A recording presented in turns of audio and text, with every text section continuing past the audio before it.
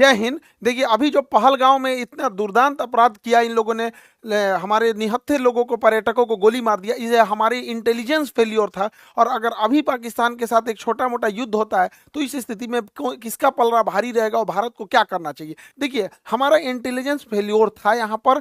हम लोग को पता था कि पाकिस्तान के बलूचिस्तान में ट्रेन हाईजैक हुई है। पाकिस्तान इसका ध्यान भटकाने के लिए, अपने फेल्योर को छुपाने के लिए कुछ ना कुछ चीज़ों को करेगा, फिर भी हम लोग ने इसे इग्नोर किया। हालिया में रावलपिंडी में जो इसने बयान दिया था आसिम मुनीर की, हम अलग हैं, हम दुनिया को बताएंगे कि हम मुस्लिम बाकियों से अलग हैं, ये बात हकीकत है कि हम इंडियन मुसलमानों से तुम्हारा कोई तुलना ही नहीं है, क्योंकि शेर और सुअर में कोई तुलना नहीं होता है। इसके अलावा टेरिफ वार भी चल रहा था, इसे भी हमारी इंटेलिजेंस एजेंसियों ने उतना ध्यान से नहीं दिया। हालांकि लास्ट मोमेंट पर इंटेलिजेंस ने कहा था कि अप्रैल के दूसरे सप्ताह में हमला हो सकता है। अप्रैल की जब दूसरे सप्ताह में हमला की इतनी सटीक जानकारी थी, फिर भी जब यहाँ पे पर्यटक थे, यहाँ पर इस बसरान घाटी में, यहाँ पर एक भी हॉस्पिटल नहीं था, ना ही एक कोई पुलिस का जवान था, ना ही कोई मिलिट्री थी यहाँ पर। इसके अलावे जब यहाँ पे दुर्घटना हुई, जब आतंकवादियों ने गोली मारा, तो उस समय लगभग आधे घंटे बाद नीचे से आर्मी आ रही है या फिर पुलिस आ रही है। आधा घंटा में तो कोई पर्यटक को तो गोली वगैरह चलाने आता नहीं है, और ये पूरी घाटी खाली थी, कहीं छुपने का भी जगह नहीं था, वहां आराम से गोली मार दिया गया। कुछ लोगों की तो मृत्यु केवल ब्लड लॉस की वजह से हो गई, क्योंकि एम्बुलेंस भी 1.5 घंटा बाद आई थी। तो वहां जब इतने बड़े पर्यटकों का स्थल था, इतने हजारों की संख्या में पर्यटक थे, तो सरकार क्या कर रही थी? आखिर इतना इंटेलिजेंस मिलने के बाद भी अगर ये आपका भी फेल्योर है, तो सरकार कितने लोगों को सस्पेंड की? हालांकि गवर्नमेंट कई बार क्या होता है, ऐसे लोगों में सस्पेंड नहीं करती, क्योंकि गवर्नमेंट का गलती उजागर हो जाती है। लेकिन आपका गलती उजागर ना हो, इसके लिए आप किसी को सस्पेंड नहीं कीजिएगा, तो आगे फिर ऐसी घटनाएं होंगी यहाँ पर, और इस घटनाओं को ये सब फिर से दोहराएंगे सब। देखिए, इसमें करना क्या चाहिए, बिना लोकल के सपोर्ट के ये नहीं हुआ होगा। तो जो लोकल इनके स्पाई के रूप में काम कर रहे थे, उन्हें सेना जो है पब्लिकली सजा दे, सबके सामने जितनी कठोर सजा हो सकती है उतनी कठोर सजा दो। लेकिन वैसे कश्मीरी जिन्होंने पूरे तन मन से भारत के लिए अपना जान तक इन्होंने निछावर कर दिया, ऐसे कश्मीरी का रिस्पेक्ट होना चाहिए। चाहे वो कोई भी कश्मीरी भाई हो, चाहे वो नजाकत अली हो जो टूरिस्ट गाइड का काम कर रहे थे, लगभग 11 लोगों को बचाएं, चाहे वो माजिद खान ड्राइवर हैं जिन्होंने लगभग 6 लोगों को बचाया, चाहे सैयद हुसैन आबिद हो जो लड़ते लड़ते शहीद हो गए, आतंकवादियों से M4 राइफल छीन लिए, ऐसे लोगों का भी सम्मान होना चाहिए। हालांकि मीडिया में ये सब चीज़ों को दब गए हैं, क्योंकि जब ये दिखाएंगे तो पाकिस्तानियों का भी मनोबल टूटेगा। पहले ऐसे लगता था पाकिस्तानियों को कि कश्मीर के सारे लोग पाकिस्तान का साथ देंगे, अब ऐसा नहीं है। हम तो महाराष्ट्र सरकार का भी धन्यवाद देते हैं, एकनाथ शिंदे जी का, जिन्होंने ऐलान किया है कुछ पुरस्कार राशि देने के लिए ऐसे परिवार को, और इनका टूटा हुआ मकान भी बनाने की बात कहे हैं। देखिए, इस बार का मामला थोड़ा अलग था। जब ये हमला हो रहा था, तो इससे काफ़ी दूर श्रीनगर है, इससे काफ़ी दूर श्रीनगर का लाल चौक का एरिया हमेशा चहल पहल रहता है। लेकिन वो एक हफ्ते तक श्रीनगर की सड़क शटर डाउन रहा, ये दिखाने के लिए कि ये लोग इस घटना में शहीद हुए लोगों की श्रद्धांजलि दे रहे हैं। और जमा मस्जिद के इमाम ने भी पूरे खुल के मंच से भी कहा था कि इस तरह की किसी भी घटना को पाकिस्तान अगर अंजाम देता है तो इस सब चीज़ों को कभी एक्सेप्ट नहीं किया जाएगा। तो इस बार भारत में इस चीज़ों को एकता देखने को मिली है। लेकिन जो लोग इसमें शहीद हुए हैं, चाहे वो पर्यटक हैं, चाहे जो वहाँ के लोकल लोग हैं, उनको भी गवर्नमेंट को सोचना पड़ेगा। तो इनको भी कश्मीर के एरिया में कुछ बागान होंगे, जैसे ड्राई फ्रूट के बागान हो सकते हैं, केसर के हो सकते हैं, या फिर सेब के हो सकते हैं, तो गवर्नमेंट इन्हें अलॉट कर सकती है, या गवर्नमेंट इन्हें पुरस्कार दे सकती है, जिससे कि बाकी के लोग प्रेरित हो गए। कोई DM SP क्यों बनना चाहता है? क्योंकि देखता है कि समाज में उसकी इज्जत है। तो ऐसे लोग जो इस तरह से, जो पहाड़ पे चला नहीं जाता है, अपने पीठ पे लेकर बच्चे को लेकर भागे हैं लोग, ऐसे लोग को जब हम समाज में पुरस्कृत देंगे तो बाकी लोगों को भी प्रेरणा मिलेगी, लोग पत्थर चलाना छोड़ के ऐसे कामों में आएंगे। सरकार को इसमें भी ध्यान देना चाहिए। और जो ये बहन को सोचिए क्या बीत रहा होगा, ऐसे शहीद हो गए जो यहाँ पर, इन लोगों को कश्मीर में ये घूमने आए थे पर्यटक बनकर, लेकिन यहाँ पर इन लोगों को एक एरिया सरकार को अलॉट कर देना चाहिए कि ये उन्हीं लोग के लिए एरिया अलॉट रहेगा। जो लोग यहाँ पे शहीद हुए उनके परिवार के लिए ये एरिया अलॉट कर दिया जाएगा। और हर साल 22 अप्रैल को हर साल बड़ी संख्या में पर्यटक फिर उसी जगह पर जाएं, और उसी घाटी पे जहाँ पे आतंकवादियों ने गोली चलाया था, वहां हम लोग दोबारा खड़े होकर लाखों की संख्या में तिरंगा झंडा लेकर भारत माता की गान गाएं और अपना राष्ट्र गान गाएं, और ये दिखा सके आतंकवादियों को कि तुम्हारे गोलियों से हम डरने वाले नहीं हैं, हमारे हौसले अभी भी बुलंद है, तुम्हारे कायराना हरकत से हम नहीं है, औकात है तो हमारी इंडियन आर्मी से लड़ लो यहाँ पर।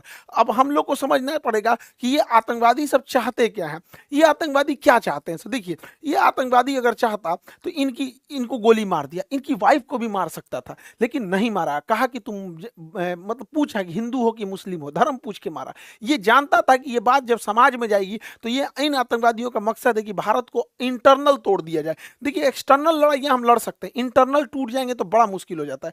तो जानबूझ के गोली मार दिया और इन्हें छोड़ दिया ताकि समाज में ये बात फैले, ताकि एक दूसरे से नफरत बहुत ज्यादा फैले। लेकिन उसी समाज में ये नहीं जान रहा था, जैसे आबिद जैसे लोग भी थे, उसी समाज में नजाकत अली जैसे लोग भी थे जिन्होंने इन पर्यटकों को निकालने का काम किया। और इतनी बड़ी घटना में जहां पर मेजॉरिटी कम्युनिटी हिंदू है भारत में, और पूछ कर कि तुम हिंदू हो कि नहीं, और गोली मारा गया, फिर भी इस समाज में, इस देश में एक भी दंगा होने नहीं दिया गया। जो बताता है कि हमारा समाज, हमारी संस्कृति, हमारे भारत और सनातन संस्कृति में जो ये जो चीजें हैं, इतना इन सबों की तरह नफरती ये जो आतंकवादी बढ़ रहे हैं सब, इन सबको तो वर्दी पहनने का भी अधिकार नहीं है। इन लोगों को बताइए धर्म जाति पूछ के कौन हत्या करता है किसी का? तो ये यही चाहता है कि हम लोग इंटरनल डिस्प्यूट में फंस जाए। दूसरा क्या चाहता है? कोई ना कोई तो इसका मकसद होगा। दूसरा ये चाहता है कश्मीर से पर्यटक हट जाए, इसीलिए ताकि कश्मीर में बेरोजगारी बढ़ जाए, महंगाई बढ़ जाए, तो युवाओं को अपनी ओर ये खींच सकता है। लेकिन हम लोगों को आगे प्रयास करना पड़ेगा और सरकार को भी, ताकि पर्यटन में कभी भी कमी आने नहीं दिया जाए। क्योंकि कश्मीर में जब से पर्यटन बढ़ा है, 370 हटा है, तो जो कश्मीरी को ये लोग 10,000 12,000 दे के पत्थर चलवाते थे, आज वो कश्मीरी पर्यटक में कोई नाव ले जा रहा है, कोई गाइड बना हुआ है, कोई घोड़े से किसी को घुमा रहा है, कोई अपना वहां दुकान चला रहा है। ऐसे करके कोई भी कश्मीरी छोटा मोटा बिजनेस करके 25-30 हजार रुपया अपने कमा रहे हैं।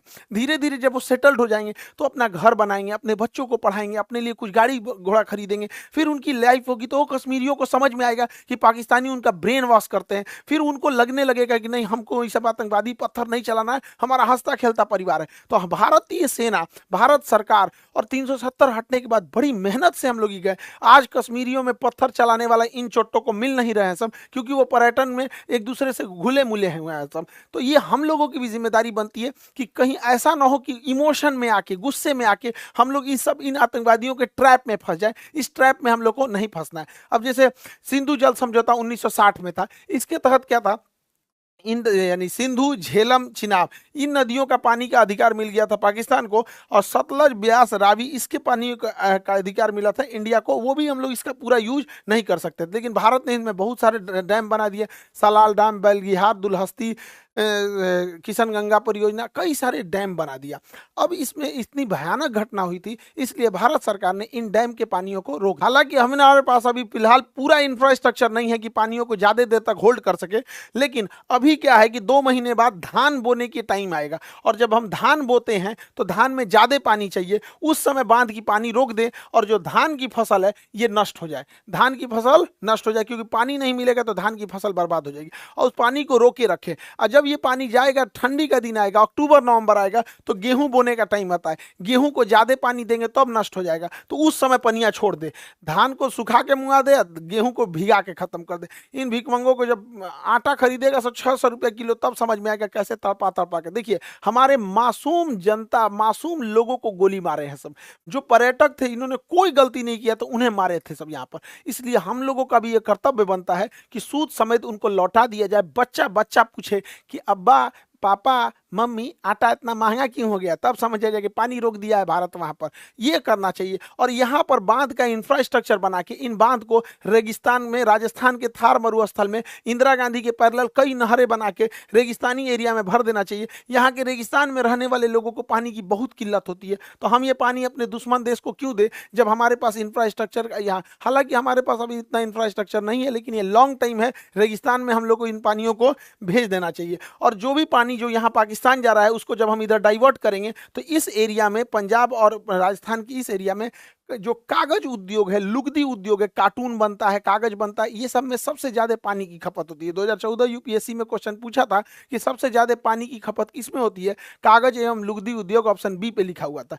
तो इस एरिया में कागज वगैरह का उद्योग डालना चाहिए जिसमें पानी की हैवी खपत है, वैसे एरिया में नहीं डालना चाहिए जहां पानी कम है। हालांकि यहाँ पर हम लोग उतना इंफ्रास्ट्रक्चर नहीं बना है, वरना इन पानियों को हम लोग दिल्ली की ओर भी मोड़ सकते हैं। वो मोड़ने के लिए जो सिस्टम आता है उसे एक्वाडक्ट कहते हैं। ये देखिए, ये एक्वाडक्ट है, ये एक्वाडक्ट के रास्ते हम पानी को मोड़ सकते हैं। और एक्वाडक्ट के रास्ते अगर हम दिल्ली यमुना में ले आ दें और यमुना में तेज गति से छोड़ दें तो यमुना नदी में जो गंदगी की समस्या है वो तेज बहाव के कारण बह जाएगा। और आगे एक लोहे की जाली लगा दे जिससे कि जो प्लास्टिक है, कूड़े करकट है, उसे हम रोका जा सकता है और पूरा का पूरा पानी साफ हो जाएगा। यमुना साफ के लिए देख रहे थे, यमुना साफ करने के लिए जोड़ देंगे नदियों को तो यमुना आराम से साफ हो जाएगी, बहाव के साथ आगे बढ़ जाएगी यमुना नदी। पाकिस्तानी सेना सोचती है कि छोटा मोटा एयर स्ट्राइक टाइप की कोई घटना हो जाए जिससे कि पाकिस्तानी सेना का जो जनरल है आसिम मुनीर वो अपने आप को रेलेवेंट दिखा सके कि हमारी कितनी जरूरत है, वो पाकिस्तान को कितना बचा के रखा है। लेकिन भारत को यहाँ इजराइल जैसे सोचने की जरूरत है, यदि एक भी हमला हो तो बड़ा सटीक हो, पाकिस्तान की कमर तोड़ दिया जाए। पाकिस्तान में जो बिजली घर है, भारत यहाँ से जब हमला करे तो इसके बिजली घर को उड़ा दे जिससे कि बिजली ही ना बन पाए। और जो ग्रिड होता है, ग्रिड जहाँ से बिजली डिस्ट्रीब्यूट होती है, ग्रिड उड़ा दे। अगर बिजली घर और ग्रिड उड़ गया, अगर 10 मिसाइल ग्रिड पे मारो, 10 मिसाइल मार देना यहाँ पे बिजली घर पे, पूरे पाकिस्तान में ब्लैकआउट हो जाएगा, सोचने समझने के टाइम ही नहीं मिलेगा। और इस गर्मी के टाइम पे अगर ब्लैकआउट हुआ यानी पूरी बिजली खत्म हो गई तो सारे स्कूल बंद हो जाएंगे, कॉलेज बंद हो जाएंगे, railway station, airport, industry, factory, company, दुकान, सारी चीजें ठप हो जाएंगी। उसके बाद जो इसकी ऑयल रिफाइनरी, ऑयल डिपो है, ऑयल डिपो जो है, ऑयल रिफाइनरी है, इसको उड़ा देने के बाद फ्यूल खत्म। जब फ्यूल खत्म हो गया तो ना स्कूटी चलेगा, बाइक, कार, टेम्पू, मोटरसाइकिल, कुछ भी आगे नहीं बढ़ पाएगा। ट्रांसपोर्टेशन को ही रोकना जरूरी होता है। जितने भी बड़े पुल होते हैं, जितने बड़े मेजर पुल हैं, इन पुल को अगर गिरा दिया जाए तो पुल को गिरा देने की वजह से ट्रेन भी नहीं चल पाएगी यहाँ से और ना ही कोई बड़ी गाड़ियाँ जा पाएंगी। हालांकि ट्रेन को रोकने के लिए सबसे ज़्यादा होता है जो बड़े जंक्शन होते हैं, उनके जंक्शन पॉइंट पे अगर बम्बार्डमेंट कर दिया जाता है तो ट्रेन का आवाजाही बंद हो जाता है। तो भारत सरकार को स्ट्रेटेजिकली हमला करना पड़ेगा और नीचे से नौसेना का ब्लॉकेज लगा देना है और ऊपर से धो देना है, ताकि अगर 2 दिन के लिए भी सर्जिकल स्ट्राइक होता है तो इसका बहुत लंबा इंपैक्ट पाकिस्तानी अर्थव्यवस्था में दिखना चाहिए कि अगले 10 साल तक पाकिस्तान उसकी भरपाई ही करते रह जाए। देखिए, कश्मीर से ही ज्यादा घुसपैठ इस होने का एक बड़ा कारण ज्योग्राफिकल टेरेन है। वहां ज्योग्राफी की जो बनावट है, एक पहाड़ है, उबड़ खाबड़ है और इसमें इतने घने जंगल है, इतना घना जंगल है कि हाथी छुप जाती है इन जंगलों के बीच में। तो इसके बीच में आतंकवादी को छुपना तो बड़ा ईजी है। तो भारत सरकार को और सेना को एक कड़ा एक्शन लेना पड़ेगा। पर्यावरण जाए साइड में, यहाँ पे पहले देश की सुरक्षा जरूरी है। वहां पे जो बॉर्डर का एरिया है, लगभग 1 किलोमीटर चौड़ाई में जितने पेड़ हैं उन सबको साफ कर देना चाहिए। इन पेड़ को साफ कर देना चाहिए। जैसे देखिए, यहाँ पर कोई भी आतंकवादी छुप सकता है, यहाँ छुप सकता है, यहाँ छुप सकता है, यहाँ छुप सकता है, लेकिन ये जो बीच वाला एरिया है यहाँ कोई आतंकवादी नहीं छुप सकता है। तो ऐसे जो एरिया है बॉर्डर से सट के लगभग 1 से 2 किलोमीटर की चौड़ाई में पूरा साफ कर देना चाहिए जंगल। लेकिन दिक्कत यह है कि अगर साफ कर देंगे तो कोई भी आएगा तो दिख जाएगा, तो ये तो ठीक है, लेकिन दोबारा जंगल उग जाएंगे। तो ऐसे क्या किया जाता है, एक सीमेंट ब्लैंकेट आता है, सीमेंट का कंबल होता है, उसको बिछा दिया जाता है, उसके ऊपर पानी का फुहारा मार दिया जाता है। तो बरसात से पहले बिछा दे, पानी का फुहारा मारेंगे, सट जाएगा, जमीन पकड़ लेगा, फिर उसके ऊपर कोई चीज नहीं उगेगा। तो 1.5-2 किलोमीटर खाली हो गया, कोई आए दंदना दो यहाँ पर। लेकिन ये क्या करेंगे सर, फिर सुरंग खोद के अंदर से आएंगे सर, थोड़ा पैसा लगेगा। एक ड्रेजिंग मशीन आती है, जितना गहरा खोदना है उतना गहरा ये खोद सकती है, ये खोदते हुए आगे बढ़ती है। तो ऐसे क्या है कि जहां तक, क्योंकि सुरंग खोदेंगे सब, मिट्टी से खोद सकते हैं सब, तो बॉर्डर के पास इन ड्रेजर मशीनों को लगा के पूरी ड्रिलिंग कर दे और उसमें सीमेंट, रीइंफोर्समेंट सीमेंट छत डाल के और ढलैया करते हुए चले जाए। यहाँ पर अडानी के पास तो सीमेंट की कमी है ही नहीं है, सरकार उससे लेके और डाल दे यहाँ से वहां तक पूरा अंदर अंदर दीवार टाइप का, क्योंकि नीचे से सुरंग में भी नहीं आ सकता। इससे क्या है कि थोड़े बहुत तक तो हम लोग रोक सकते हैं, ऐसा नहीं है कि कहीं से भी सुरंग खोद के वो आ सकता है। उधर पाकिस्तान का प्रधानमंत्री कहता है कि पानी रोक देने को एक्ट ऑफ वार कहते हैं। अरे बैल कहीं का, रोकने से पहले हमको ही पता था, तुम कौन सी एक्ट ऑफ वार करेगा। 71 में हम लोग मारे थे तुमको, 93,000 फौज छोड़ के गए थे। आइए तुम्हारा नया ये है, ये छर्रा को देखिए यहाँ पे, ये उसका पाकिस्तान का नया छर्रा है। ये कह रहा है कि हमसे बिना पूछे पानी रोका गया है, या तो पानी आएगा या तो वहां से नदियां, खून की नदियां आएंगी। सोच रहा तू नहीं, तोरा पिए का पानी घटल है, अगर यहाँ से खून का नदी बहेगा यहाँ पे, पकलोल कहीं का। इस छर्रा को क्या बुझा रहा है, जुमा 8 दिन हुआ इसको राजनीति में आए हुए। एक यूरोपीय मीडिया हाउस ने पाकिस्तान के रक्षा मंत्री का इंटरव्यू लिया और कहा कि आप लोग तो आतंकवाद को बढ़ावा देते हैं, आतंकवाद का संरक्षण करते हैं, भारत में आतंकवाद भेजते हैं। तो ये बुढ़वा कह रहा है, हाँ हम भेजते हैं, 3 दशक से भेज रहे हैं, 30 साल से, और अमेरिका के और यूरोप पे कहने पर भेज रहे हैं। ये बेचारी अंग्रेज पत्रकार थी, हे बकलोलिया, इसका तो मोए मोए हो गया, पूरा थुथुरे लटक गया इसका। ये सोची थी कि हम पाकिस्तान की बेइज्जती करेंगे, इसी का बेइज्जती कर दिया। इन बैलों, ये बुढ़वा के भरोसे मत रहना, ये डूबते जहाज है सब, कई आदमी को लेकर डूबेंगे सब। बेचारी के चेहरे उतर गया यहाँ पे। ये क्या कह रहा है कि हम भारत पर परमाणु बम मार देंगे। तुम पहले भारत पे परमाणु बम मारोगे तो क्या ऐसे तो चला के तो मारोगे नहीं परमाणु बम? किसी जहाज से लेके आएगा, मिसाइल से ले आएगा मारने के लिए? ऐसे तो ले आके नहीं सीधा ने पटक देगा। तो हमारे पास S-400 है।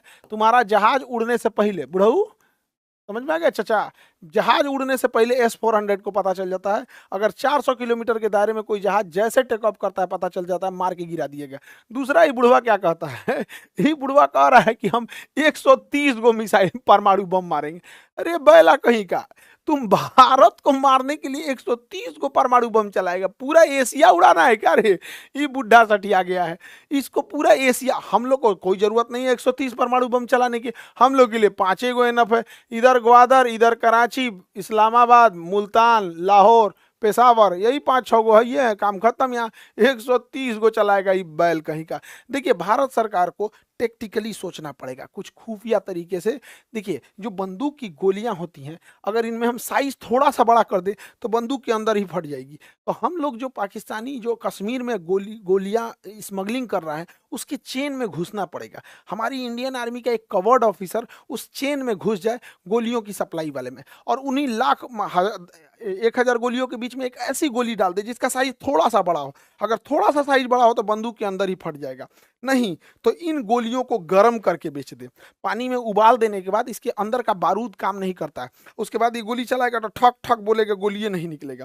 तो धीरे धीरे धीरे धीरे कैसे नकली नोट मार्केट में आ जाता है तो पता नहीं चलता है। उसी तरह नकली गोलियां पहुंचा देना है, जो साइज में बड़ी हो तो बंदूक फाड़ देगी, नहीं तो उबला हुआ रहेगा। पानी में उबाल देंगे, उसके बाद सुखा देंगे तो पता कौन चीज चलेगा कि अंदर का बारूद काम नहीं कर रहा है। 1,000 के बीच में से 100 गो गोली ऐसे ही ना निकाल दे तो ये हो जाएगा। लेकिन हम तो कहते हैं सरकार से कि एक छोटे साइज का नैनो चिप बनाइए, माइक्रो चिप बनाइए, जो जीपीएस सिग्नल दे सके, जीपीएस सिग्नल दे सके, और इन बंदूक के पीछे बट में या कहीं पे भी उसको इंस्टॉल कर दे। उस जीपीएस सिग्नल देने वाले को जहां भी इंजीनियर देखे, सब कोई सुटेबल जगह, उसके जगह पे उसको इंस्टॉल कर दे, और स्मगलर के थ्रू, अपने ही स्पाई खुफिया एजेंसी के थ्रू उन आतंकवादियों में बंटवा दे राइफल।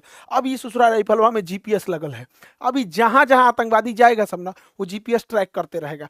इनको मारना नहीं है, बाप रे बाप, मारना नहीं है, पकड़ा जाएंगे सभी सब। ये जहां जहां घुसेगा, कहाँ रुका है, किसके यहाँ रुका है, नाश्ता के टाइम कहाँ था, रात में कहाँ था, खाना के टाइम कहाँ था, बंदूक चलाने कहाँ गया है, बॉर्डर पार किया है कि नहीं, कहाँ नहीं किया। ऐसा ऐसा अगर हम लोग 100 गो बंदूक हिला दिए लोग ना, राइफल हिला दिए लोग ना, 6 महीना तक इन राइफल वालों को मारना ही नहीं है। 6 महीना तक सारी जानकारी हम लोग को मिल जाएगी यहाँ पे। तो हम तो कहते हैं कि भैया थोड़ा सा खुफिया तरीका से सोचना पड़ेगा, खतरनाक तरीका से। शराफत से भी लड़ना है, सामने से भी लड़ना है, और खतरनाक बुद्धि से भी लड़ना है। तब जाके हम अपने कश्मीर को शांत रख पाएंगे। कश्मीर हमारे लिए माथे का मुकुट है, उसके लिए हमें जो करना पड़ेगा हम वो करेंगे। आप क्या सोचते हैं इसके बारे में? क्या इसके अंदर जीपीएस लगाना चाहिए, या फिर बंदूक की गोली का साइज बढ़ा के, या फिर उबाल के गोलियों को सप्लाई करना चाहिए कि नहीं, ताकि उन लोगों के जो मनोबल है, उनके मानसिकता पे हम जीत सके? आगे हम आपको अगले वीडियो में मिलेंगे।